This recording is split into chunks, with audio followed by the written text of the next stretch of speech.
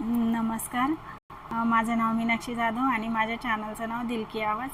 तर माझ्या चॅनलवर मी 12 ज्योतिर्लिंगांची माहिती घेऊन येईन असं मी तुम्हाला सांगितलं होतं आणि त्याच्या मागचं कारणही काहीसं तसंच आहे. तर मी का ठरवलं की 12 ज्योतिर्लिंगांची माहिती तुमच्यापर्यंत घेऊन यायची.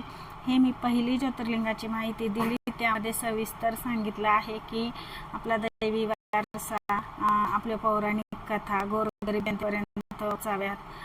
त्यांना वाचता लिहिता येत नाही, खेड्यापाड्यावरचे लोक ते 12 ज्योतिर्लिंगांपर्यंत पोहोचू शकत नाही, त्यांना वाचता येत नाही, तर तळागाळातील लोकांपर्यंत ही माहिती पोचावी या उद्देशाने मी 12 ज्योतिर्लिंगांची माहिती तुमच्यापर्यंत घेऊन येत आहे. तर 2 ज्योतिर्लिंगांची माहिती आपण बघितलेली आहे आणि आज 3ऱ्या ज्योतिर्लिंगाची माहिती आपण बघणार आहोत. 3रं ज्योतिर्लिंग आहे महाकालेश्वर ज्योतिर्लिंग.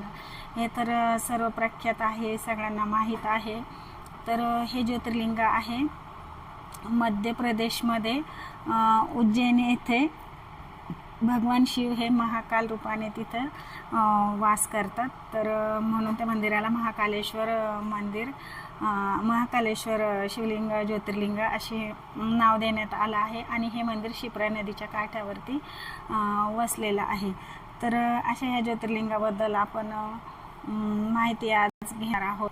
विशेष म्हणजे हे ज्योतिर्लिंग दक्षिणमुखी ज्योतिर्लिंग आहे. आपले जे 12ही ज्योतिर्लिंग आहेत ते दक्षिणमुखी नाहीत. 12 ज्योतिर्लिंगांपैकी फक्त हे एकच ज्योतिर्लिंग असं आहे की त्याचं तोंड दक्षिणमुखी आहे. तर महत्त्व, श्रद्धा. महाकाल म्हणजे कालावर नियंत्रण ठेवणारा, म्हणजे मृत्यू आणि वेळ यांचा स्वामी. येथे दर्शन घेतल्याने संकट दूर होते असे मानले जाते. हे मंदिर आहे ना मोक्षप्राप्तीसाठी खूप प्रसिद्ध आहे. असा समज आहे की इथे दर्शन घेतल्याने किंवा इथल्या भस्म आरतीचं दर्शन घेतल्याने, ह्या ज्योतिर्लिंगाचं दर्शन घेतल्याने आपले सगळे पाप वगैरे नाहीशी होतात आणि सगळ्या संकटातून आपण मुक्त होतो, आपल्याला मोक्षप्राप्ती होते आणि आपल्याला मनुष्य जन्मातून परत मनुष्य जन्मच मिळतो. तर असं हे मंदिर आहे. तर मंदिराची रचना रचनेबद्दल आपण बोलूया. तर हे मंदिर 5 मजली मंदिर आहे आणि 5 मजली मंदिर आहे आणि गर्भगृहामध्ये जमिनीतून हे शिवलिंग प्रकट झालेलं आहे. मी स्वतःही उज्जैनला जाऊन आलेली आहे, ज्योतिर्लिंगाचं दर्शन घेऊन आलेले आहे. तर तिथलं मेन आकर्षण म्हणजे भस्म आरती. तर भस्म आरती सकाळी 4:30ला होते. तर ह्या आरतीला विशेष महत्त्व असं आहे की प्रेताची आरती, चितेची राख आणल्या जाते आणि ती राख म्हणजे आधी आणून ठेवत नाहीत, ताजी राख असते. ताजी चिता जळताना ती राख आणलेली असते आणि रोज.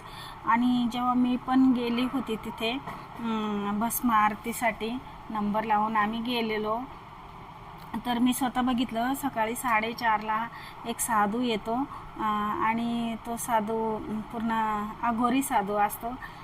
कुठलंही वस्त्र त्याने परिधान केलेलं नसतं आणि तो स्मशानातून आलेला असतो. त्याच्या हातात असं पोटली असते राखेची, चितेची राख घेऊन येतो तो आणि त्यांनी ते भगवान शिवांवरती राख शिंपडल्या जाते. त्याच्यानंतर मग पाण्याने, मधाने, पंचामृताने शिवांना आंघोळ घातले जाते. तर ते जे भस्माचं पाणी आहे, जे चितेच्या राखेचं पाणी आहे, जे शिवांच्या अंगावरचं भस्माचं पाणी आहे, ते पाणी मिळवण्यासाठी तिथं 6 महिने आधी नंबर लागतात. तर असं ते भस्म आरतीला तिथे खूप महत्त्व आहे. 6 महिने आधी नंबर तिथे लागत नाही. आम्ही पण गेलो होतो, पण आमचा पण 6 महिने आधी नंबर लावला होता. आम्ही 25-26 लोक गेलो होतो. तर असं हे भस्म आरतीला महत्त्व आहे आणि चितेच्या भस्माने शिवांची पूजा केली जाते. तर पौराणिक कथा तिथली अशी आहे की जेव्हा उज्जैनमध्ये प्राचीन काळी राक्षस दूषण हा खूप त्रास द्यायचा आणि तिथे खूप त्रास द्यायचा, लोकांना खायचा, लोकांचा संहार करायचा, लोकांचं भक्षण करायचं. गावाची गावं त्यांनी संपवलेत आणि सगळे गावकरी वैतागले की आता काय करायचं. गावाची गावं संपायला लागले, लोकांच्या मुलाबाळांना खायला लागला, लोकांचे जनावरं प्राणी वगैरे सगळं तो खायला लागला, गावाचे गावं संपवायला लागले तो दूषण राक्षस. तेव्हा भगवान शिवांनी त्या राक्षसाचा वध केला आणि तेव्हापासून लोकांच्या आग्रहाखातर ते तिथं स्थापित झाले. ते शिवलिंग तिथं स्थापित झालं म्हणून त्याला कालोखा महाकाल असं नाव देण्यात आलं. आता पौराणिक कथा म्हणाल तर प्रत्येक म्हणजे 2-3 कथा आहेत पौराणिक तशा. असं म्हणतात की तिथं त्रिपुरारी राक्षसांचा म्हणजे 3 राक्षसांचा वध शिवांनी केला होता आणि तेव्हापासून तिथे शिवांचा वास तयार झाला. तर त्रिपुरारी पौर्णिमा पण तिथे खूप मोठ्या प्रमाणात साजरी केली जाते आणि तेव्हापासून त्रिपुरारी पौर्णिमा साजरी होत आली, कारण 3 राक्षसांचा वध शिवांनी एका लाईनमध्ये केला होता. त्यात राक्षसांना ना हवेत ना पृथ्वीवर मरण होतं, आकाश मरण होतं, त्यांचं फक्त हवेत मरण होतं. आणि हे वरदान त्यांनी शिवांकडनंच घेतलं होतं. आपले भोले बाबा कोणालाही प्रसन्न होतात आणि वर देतात. तर ह्या 3 दैत्यांनी कपटी मनाने भगवान शिवांची तपश्चर्या केली. भगवान शिव त्यांना प्रसन्न झाला आणि भगवान शिवांकडनं त्यांनी वरदान मागितलं की आम्हाला पृथ्वीवरती पण मरण येणार नाही असा वर द्या आणि आकाशात पण मरण येणार नाही, 3 तालात आम्हाला मरण येणार नाही असा वर द्या. आणि आपले भोले शिव भगवान शिव प्रसन्न होऊन त्यांना ते 3 राक्षसांना तो वर देतात. ते 3 भाऊ असतात. मला आता त्यांची नावं इतकी आठवत नाही, मला माहीत होते पण विसरले मी. तर त्या 3 राक्षसांचा वध केल्यामुळं भगवान शिव तिथं स्थापित झालेले आहे. लोकांनी जल्लोष केला आणि तेव्हापासून त्रिपुरारी पौर्णिमा साजरी करण्यात येते. आजही आपण त्रिपुरारी पौर्णिमा साजरी करतो. तर असं हे पौराणिक कथा म्हणजे आहेत अशा की एक राक्षसाला मारलं, कोणी म्हणतात 3घांना मारलं. तर आपल्याला ती नक्की कथा बघावी लागणार.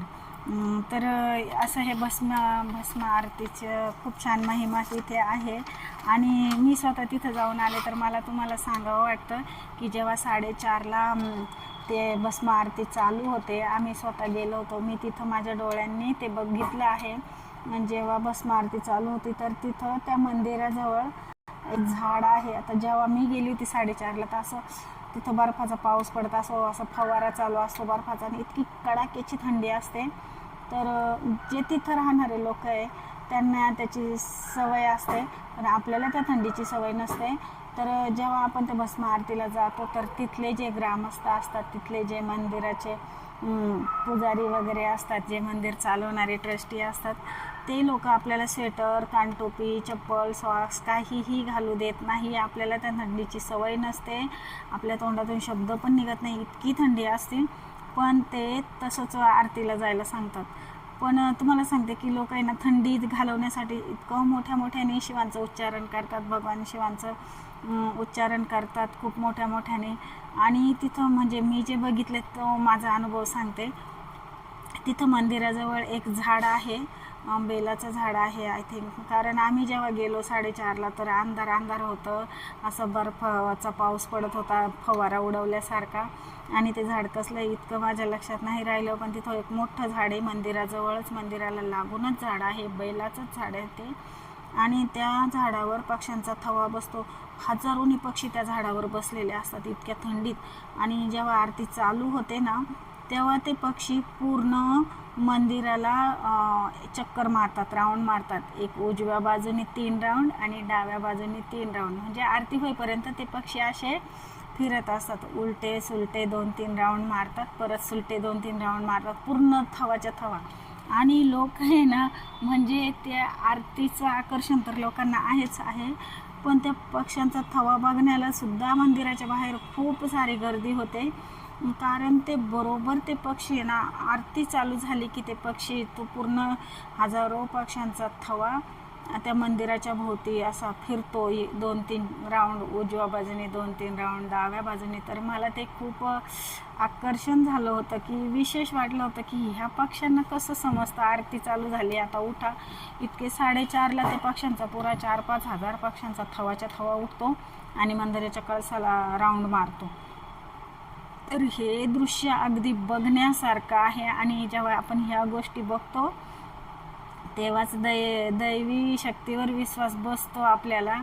आणि तिथं ते भस्म आरतीसाठी जे भस्म भगवान शिवांवर पसरवल्या जातं किंवा भस्माने भगवान शिवांना आंघोळ घातल्या जाते, आधी भस्म शिंपडलं जातं, नंतर मग पंचामृताने आंघोळ घातल्या जाते. ते जे भस्माचं पाणी आहे ते भस्माचं पाणी घेण्यासाठी इतकी गर्दी होते की म्हणजे त्या पाण्यासाठी लोक बाटलीच्या बाटली भरून, आणि तिथं ते पाणी मिळत नाही, ते भस्माचं पाणी मिळत नाही तिथे.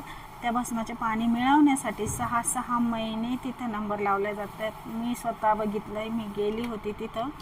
पण आम्ही म्हणजे आधी नंबर लावल्यामुळं आम्ही गेलो तेव्हा म्हणजे आमचा नंबर असा लागला की आम्ही म्हणजे आमच्या ऑफिसतर्फे गेलो होतो. 25-26 लोक होते आणि जास्त क्वांटिटी लोकांची होती, जास्त लोक होतं आम्ही, आणि लांबून गेलेलो होतो म्हणून आमचा नंबर लागला होता. आम्ही पण जायच्या आधी 6 महिने आधी नंबर लावला होता, तेव्हा आम्हाला ती भस्म आरती मिळाली.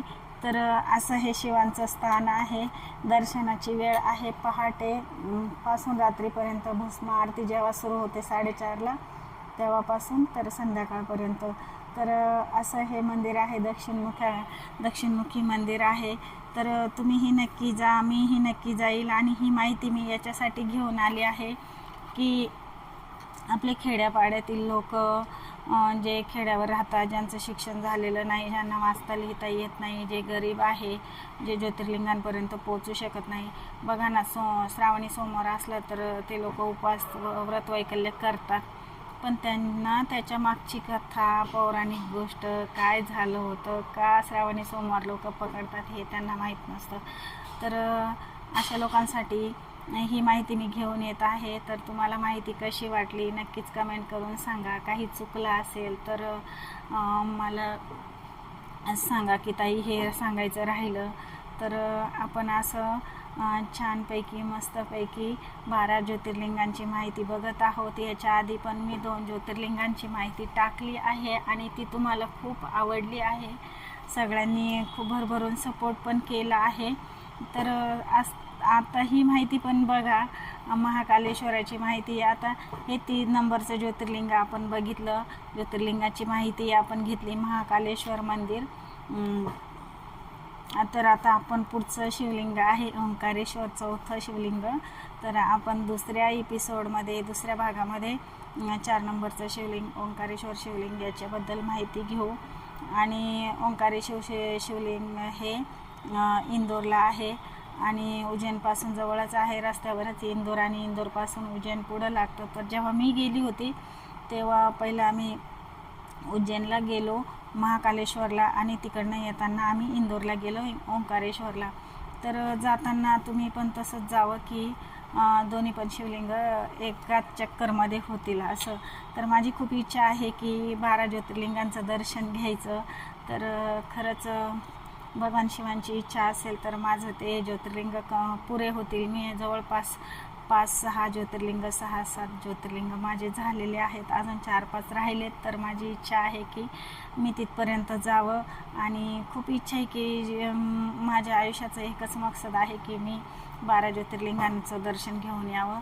तर जर शिवांची इच्छा झाली, शिवांनी मला बोलवलं, भगवान शिवांनी, तर मी नक्कीच जाईल, आणि मला खूप आवडतं. तर हे सगळं सांगण्यामागे एकच गोष्ट आहे, एकच हेतू आहे की मी एक अकोल्याचं शिवलिंग आहे, राजराजेश्वरी शिवलिंग, त्याचा व्हिडिओ मी यूट्यूबला टाकला होता. तर तो इतक्या लोकांना आवडला, इतक्या लोकांनी कमेंट केल्या खूप. तर मला असं जाणवलं का अरे लोकांना भक्ती आवडते, श्रद्धा आवडते. तर मग आपण पिक्चरमधले गाणे न घेऊन येण्यापेक्षा, डान्स वगैरेचे गाणे न घेऊन येण्यापेक्षा आपण लोकांपर्यंत ही माहिती पोचवली, आपण चांगलं काम केलं तर काय वाईट आहे. आणि खरंच चांगली गोष्ट आहे ही का तुम्ही मला भरभरून सपोर्ट दिला आणि ते ज्योतिर्लिंगाची माहिती तुम्हाला खूप आवडली. पहिलं सोमनाथ ज्योतिर्लिंग, दुसरं मल्लिकार्जुन, आणि आता हे तिसरं महाकालेश्वरची माहिती मी तुमच्याबरोबर शेअर करत आहे. तर नक्की कमेंट करून सांगा माझी माहिती तुम्हाला कशी वाटली, आणि माझं काही चुकलं असेल तर मला गायडन्स करा. आणि माणूस आहे शेवटी, माणसाकडनं चुका ह्या होतातच, माझ्याकडनं पण चुका होत असतील तर आपल्या ताईला माफ करा. आणि कमेंटमध्ये सांगा की ताई तुम्ही असं बोला, तसं बोला, हे सुधरा, ते सुधरा. तर मी नक्कीच सुधारण्याचा प्रयत्न करेल, आणि ही माहिती मी तुमच्यापर्यंत शेअर केली आहे. तर आपण प्रत्येक हप्त्याला मी 1 ज्योतिर्लिंग 2 टाकते, पण कधी कधी ड्युटी पण असते, मला ड्युटीमुळं जमत नाही. तर मी आता हे तिसरं शिवलिंग टाकलं आहे. तर नक्कीच बघून मला कमेंट करा आणि सांगा कसं वाटलं. धन्यवाद.